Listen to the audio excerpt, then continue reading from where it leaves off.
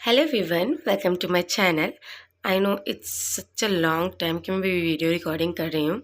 अभी कुछ दिनों से ना मेरा गला भी ठीक नहीं था, इस वजह से मैं रिकॉर्डिंग नहीं कर पा रही थी। पर मैं ट्राई करूँगी कि वीडियो थोड़ा कंटिन्यू डालूँ। तो हम लोग नेक्स्ट पार्ट शुरू करते हैं।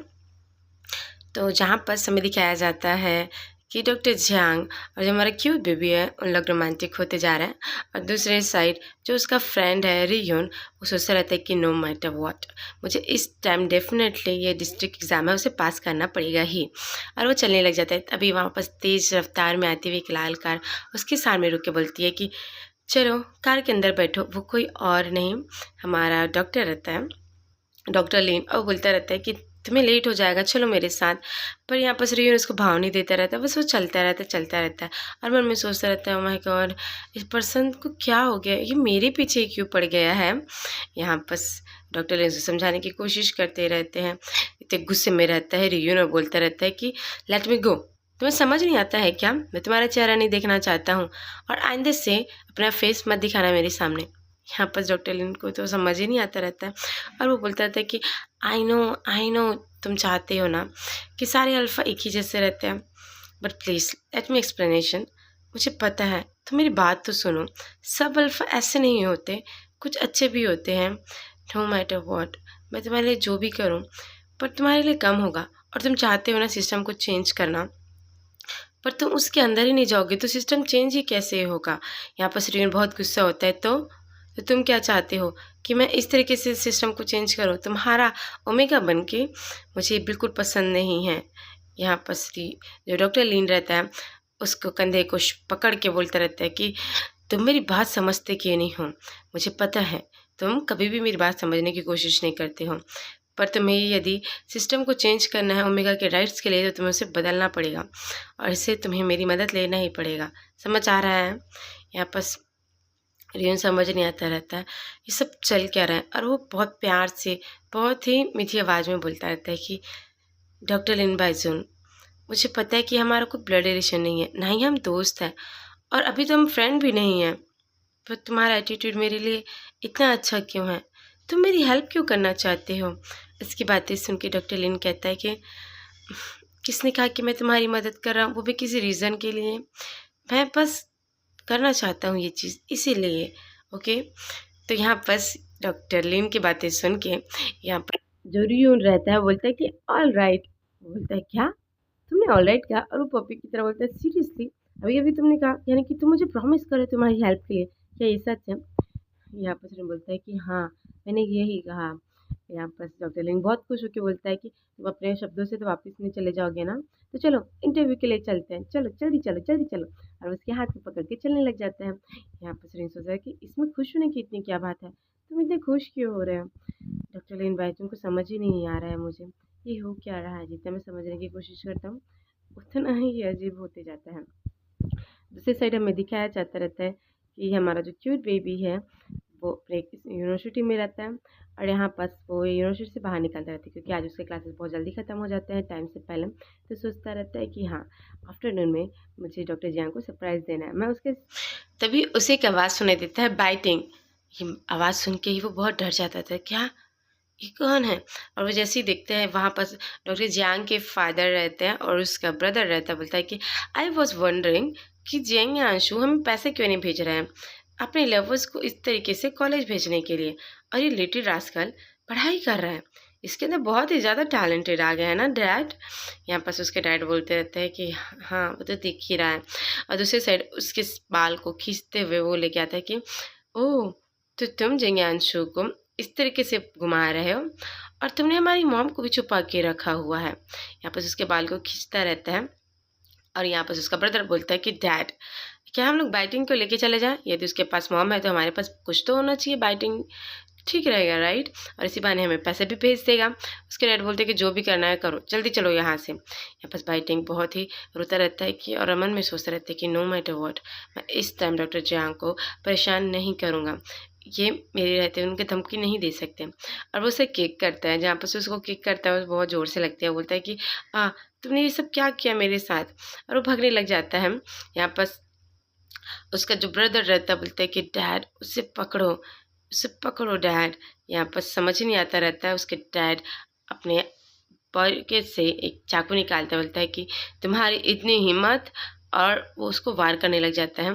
यहाँ पर बाइटिंग के हाथों से खून निकलने लग जाता है और दूसरे साइड दिखाया जाता है कि डॉक्टर जियांग अपने हॉस्पिटल से निकलते सोचता रहता है कि मुझे बाइटिंग को कॉल कर देना चाहिए, पता नहीं मुझे अजीब सा फीलिंग आ रहा है। तभी दूसरे साइड से वो बोलता रहता है कि हाँ मुझे कॉल करना चाहिए, मुझे समझ नहीं आ रहा है। तभी आवाज़ आता है कि डॉक्टर हेल्प, ये क्लासमेट को चोट लगी है, क्या आप हेल्प कर सकते हैं। यहाँ पर डॉक्टर जियांग देखता है कि वो कोई और नहीं बाइटिंग है, तो वो जल्दी जल्दी से भाग के जाता है कि बाइटिंग तुम्हें क्या हुआ, ये चोट कैसे लगा। तभी उसका क्लासमेट बोलता है कि आप कौन हैं। यहाँ बस बाइटिंग उसे समझाते रहते हैं कि डोंट वरी, ये ये मेरे अल्फ़ा हैं, तो तुम लोग टेंशन मत लो। तो यहाँ बस जियांग से बोलता रहता है कि बताओ मुझे ये किसने किया है, ये क्या हो रहा है तुम्हारे साथ। फिर वो उसके घाव को ड्रेसिंग करने के लिए चला जाता है और वो कहता रहता है कि अनफॉर्चुनेटली तुम्हें इंटरनल डैमेज नहीं हुआ है, पर ये बहुत ही रिस्की है, मुझे जल्दी से जल्दी ट्रीटमेंट करना पड़ेगा, ठीक है तुम टेंशन मत लेना। यहाँ पर बाइटिंग को उसको बहुत ही केयर रहता है और बोलता है कि डोंट बी अफेर्ड, मैं तुम्हारे पास ही हूँ। और वो उसके गालों को टच करने लग जाता है, जहाँ पर देखता रहता है कि बाइटिंग उसके हाथ बहुत ही शेक करते रहते हैं और वो मन में सोचता है कि डॉक्टर जियांग के हैंड वो इस तरह से काँप क्यों रहे हैं। और फिर वो उसके हाथ को पकड़ के बोलता है कि I am fine don't worry, मुझे बिल्कुल भी दर्द नहीं हो रहा है, आपने एनेस्थीसिया लगाया ना इस वजह से, क्या हम आज रात में बाहर खाने चले। तो वो उस तरह की बातें सुन के वो उसे किस करने लग जाता है उसके सर पे, और वो कहता है कि बाय थिंग प्लीज़ तुम ये मत कहो कि तुम्हें दर्द नहीं हो रहा है। और वो उसे हग करने लग जाता है, वो कहता है कि मेरे सामने स्ट्रॉन्ग बनने की ज़रूरत नहीं है, मुझे पता है कि तुम्हें बहुत ही ज़्यादा दर्द हो रहा है।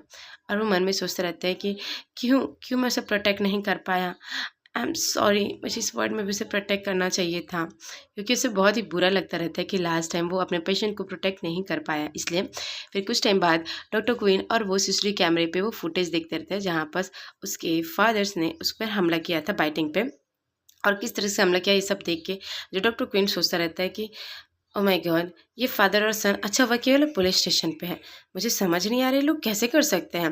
बाय द वे तुम्हें पता है ना ये दोनों ही अल्फा हैं, तो मोस्ट ऑफ द टाइम शायद 5 डेज ही इन लोग को वहाँ रखेंगे, उसके बाद इसे वापस से निकाल दिया जाएगा।